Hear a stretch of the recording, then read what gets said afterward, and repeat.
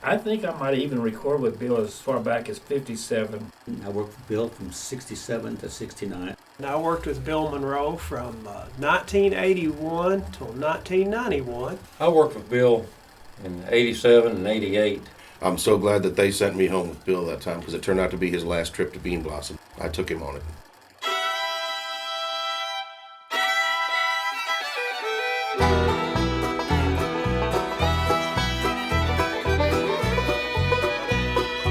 Hey everybody, I'm Becky Buller and I'm here in studio today recording the Bill Monroe tune Southern Flavor with an all bluegrass boy band, and it's the most rockin' awesome thing ever.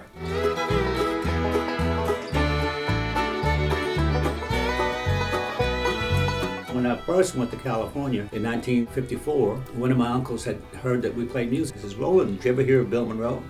I said, "Well, no." He says, "Well, he's a mandolin player, he's on the Grand Ole Opry, and he's fast." Bill Monroe wrote tunes just about every time he got his mandolin out of the case. Wherever his hands fell, he would start working on a tune.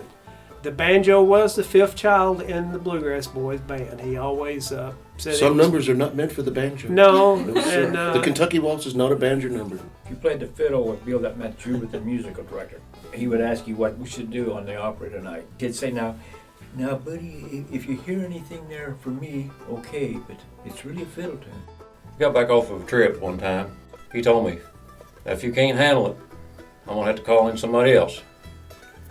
So, but he used me on every cut, and I was real glad of that, you know. Several years ago, I was up at the Bluegrass Museum in Owensboro, Kentucky, and we interviewed several of the Bluegrass Boys, and one of them was Guy Stevenson, who played for Monroe back in 1973, and he had this story to tell me. I went to work for Bill in March of 73, and I pitched him a song that we had wrote, and he said, "Are you familiar with Southern Flavor?" And I said, "Yes." And he said, "Write me some words to go with it." And he said, "I want you to talk about the South, about plowing corn and cotton and things like that." So that's the way we started the song out. 7 mules pulling double shovels, corn blowing in the breeze. In 1988, Naris established a Best Bluegrass Album category, and Bill Monroe and the Bluegrass Boys won the first Grammy for Southern Flavor in 1988. When we cut Southern Flavor, that's when I had the pleasure of getting to meet Michael here, and we worked Southern Flavor up right there on the spot. We were all in one room, had the mics set up, all three fiddles and the rest of the band was in one room.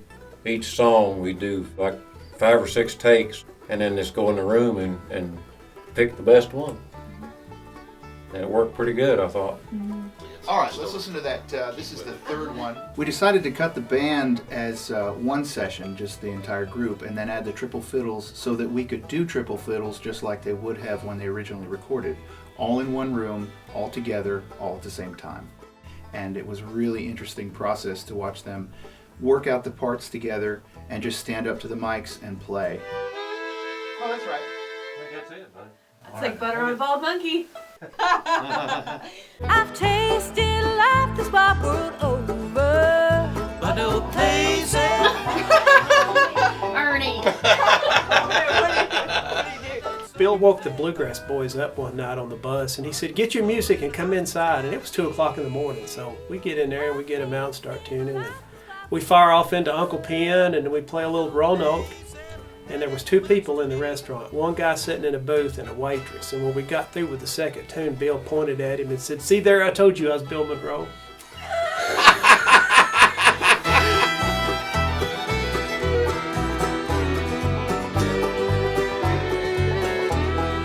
Scheduling's always a challenge, and the one guy that couldn't make the session today, but we're really excited he's going to join us, is Peter Rowan, who'll be adding his guitar and vocals to this track.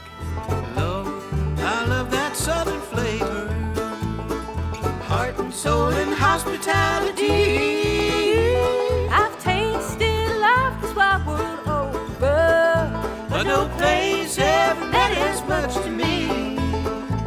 It was an absolute honor to get to record with these guys today. I can't even comprehend it, because these are all guys that I've grown up listening to. I got to see Blake live with Monroe back in about 90 or 91. Roland White, I couldn't list the number of albums of his that I have at home, and Buddy Spiker and Michael Fagan's playing on that original cut is just flat out awesome, and I think they even topped it here today. And Ernie Sykes, he was part of Livewire, and they did one of my absolute favorite albums, Wired.